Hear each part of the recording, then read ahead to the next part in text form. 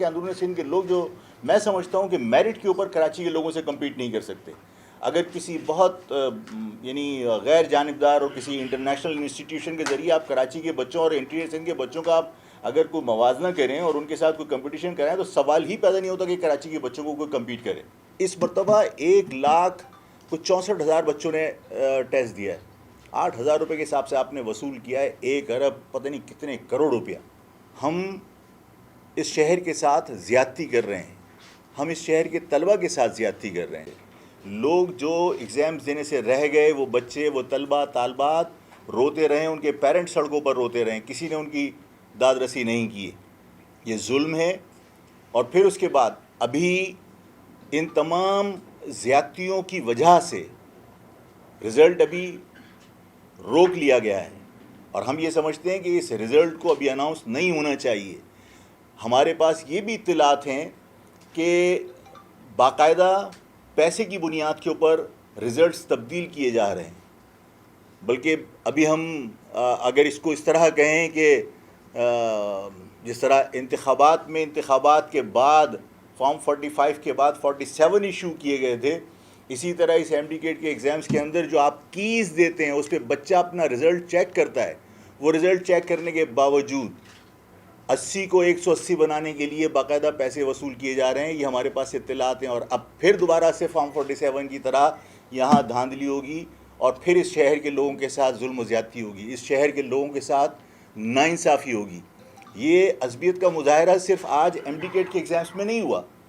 میں آپ سب کو یہ احساس دلانا چاہتا ہوں کہ میٹرک بورڈ کے اندر بھی جو افسران لا کے تعینات کیے گئے, انہوں نے دانستہ طور پر میٹرک کے رزلٹس کے اندر بھی اس شہر کے لوگوں کو نمبر کم سے کم دینے کی کوشش کی, اور ان کو دانستہ طور پر تعلیم سے محروم رکھنے کی کوشش کی. انٹرمیڈیٹ کے بعد لوگ اپنا فیوچر ڈیسائیڈ کرتے ہیں, اپنے پروفیشنل کالجز کی طرف قدم آگے بڑھاتے ہیں.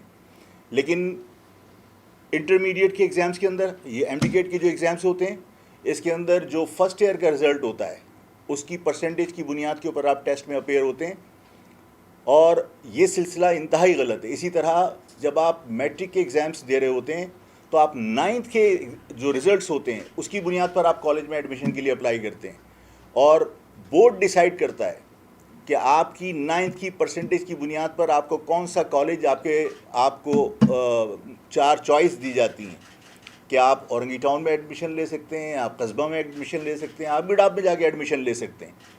مطلب یہ آپ نے باقاعدہ اس شہر کے لوگوں کو تقسیم کر دیا, اور آپ نے 9th کی رزلٹ کی بنیاد کے اوپر آپ نے کالجز ڈیسائیڈ کر لیے. آپ جو یہ ایمڈیکیٹ کے ٹیسٹ لیتے ہیں, آپ کے یہ اس کی وجہ یہ بتائی جاتی ہے کہ جو ہمارے انٹرمیڈیٹ کالجز کے جو رزلٹس ہوتے ہیں وہ درست نہیں ہوتے. یہ کس کا سسٹم ہے؟ اسی گورنمنٹ کی منسٹری آف ایجوکیشن ذمہ دار ہے نا. اگر انٹرمیڈیٹ کے رزلٹ صحیح نہیں ہوتے, ایگزام صحیح نہیں ہوتے, فیئر رزلٹس نہیں آتے, اگر یہ سسٹم کا فیلئر ہے تو یہ سسٹم کا فیلئر کی ذمہ دار کون ہے؟ ظاہر حکومت ذمہ دار ہے. اس حکومت کی ذمہ داری بنتی ہے کہ وہ کالجز کے اندر تعلیم کے معیار کو بہتر بنائیں, اور ان کالجز کے اندر جو ایگزامز ہو رہے ہیں اس کے ایگزامز کو بہت زیادہ ٹرانسپیرنٹ بنانا چاہیے کہ کہیں اس میں میرٹ کا قتل نہ ہو رہا ہو. اور اگر وہ نتائج بہتر ہوں گے تو پھر آپ کو یہ دوبارہ سے ٹیسٹ لینے کی کیا ضرورت ہے کہ آپ اس مرتبہ 1,64,000 بچوں نے ٹیسٹ دیا ہے. 8,000 روپے کے حساب سے آپ نے وصول کیا ہے 1 ارب پتہ نہیں کتنے کروڑ روپیہ. کیا فیسلٹیز دی ہیں آپ نے؟ اور یہ پیسے جو آپ وصول کر رہے ہیں اس عوام سے, یہ ایکسٹرا خرچہ ہے ان غریب لوگوں کے اوپر جو اپنے بچوں کو اپنے برتن بیچ کے, اپنے زیور بیچ کے پڑھا رہے ہیں. یہ ہم نے کہا تھا کہ پیپر لیک ہوا ہے, اور اس کے بعد پیپر دوبارہ ہوا. میں نے اس مرتبہ بھی پہلے سے کہا تھا کہ مجھے اس بات کا خدشہ ہے کہ پھر دوبارہ پیپر لیک ہوگا, اس لیے کہ انٹینشن ان کی یہ ہے کہ ہم پیپر لیک کریں گے تو ظاہر ہے کہ اندرون سندھ کے لوگ جو میں سمجھتا ہوں کہ میرٹ کے اوپر کراچی کے لوگوں سے کمپیٹ نہیں کر سکتے. اگر کسی بہت یعنی غیر جانبدار اور کسی انٹرنیشنل انسٹیٹیوشن کے ذریعے آپ کراچی کے بچوں اور انٹیریئر سندھ کے بچوں کا آپ اگر کوئی موازنہ کریں اور ان کے ساتھ کوئی کمپٹیشن کریں تو سوال ہی پیدا نہیں ہوتا کہ کراچی کے بچوں کو کوئی کمپیٹ کرے. تو ظاہر ان کے ساتھ مقابلہ نہیں ہو سکتا تھا, جس کی وجہ سے مجھے اس بات کا خدشہ تھا کہ یہ پیپر لیک کریں گے جان بوجھ کر اور اپنے اندرون سندھ کے لوگوں کو وہ فیسیلیٹیٹ کریں گے, اور ایسا ہوا. اس کے بعد ابھی میرے پاس اطلاعات یہ ہیں کہ دیکھیے رزلٹس تبدیل کیے جائیں گے، اور کیونکہ میرا رزلٹ صرف میرے پاس ہے، میرے پڑوس کا رزلٹ میرے پاس نہیں ہے، ہر ایک کے پاس اپنی کیز ہیں اور وہ اس سے اپنا رزلٹ چیک کر رہا ہے، تو رزلٹ تبدیل کرنا بھی کوئی اتنا بڑا مسئلہ نہیں ہے۔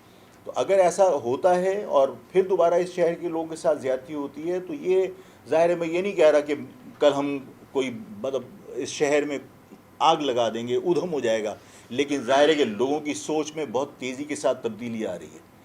یہاں اس شہر کے اندر آپ نے جب کالج کے اندر جو تعلیم ہے، آپ انہیں یکساں سہولت فراہم نہیں کر رہے، آپ انہیں فرسٹ ایئر کی بنیاد کے اوپر کالج کے اس میں ایڈمیشن کے لیے اپلائی کر رہے ہیں، آپ نائنتھ کے رزلٹ کی بنیاد کے اوپر کر رہے ہیں۔ ایک شخص اگر کسی بیماری کی وجہ سے نائنتھ میں اگر وہ پیپر نہیں دے سکا اور اس کی پرسنٹیج وہ نہیں ہے، تو وہ کیا کسی اچھے کالج میں فرسٹ میٹرک کے اندر اپنی جو پرسنٹیج ہے اس کو امپروو کر کے وہ کسی اچھے کالج میں ایڈمیشن نہیں لے سکتا؟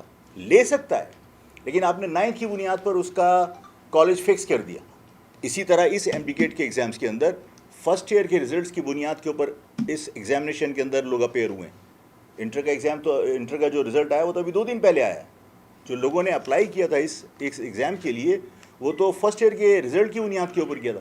فرسٹ ایئر میں اگر کوئی شخص بیماری کی وجہ سے اپیئر نہیں ہوا، اس کا کوئی پیپر رہ گیا ہے، اگر اس کی پرسنٹیج کم ہے تو اس کا مقصد ہے وہ اس MD کے ایگزام میں شریک نہیں ہو سکا۔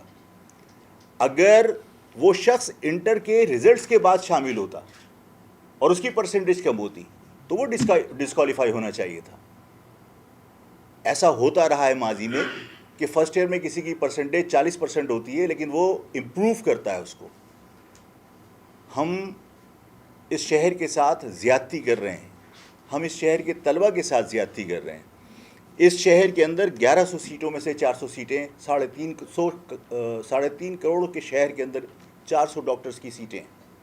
ان 400 میں بھی ظاہر ہے شہر کے جو جینون لوگ ہیں ان کے حصے میں 200-250 سیٹوں سے زیادہ نہیں آتی، اس لیے کہ یہاں پر پورے پاکستان سے آنے والے لوگ ڈومیسائل بنا کر اس ڈومیسائل کی بنیاد پر ان 400 میں بھی حق تلفی کرتے ہیں لوگوں کی۔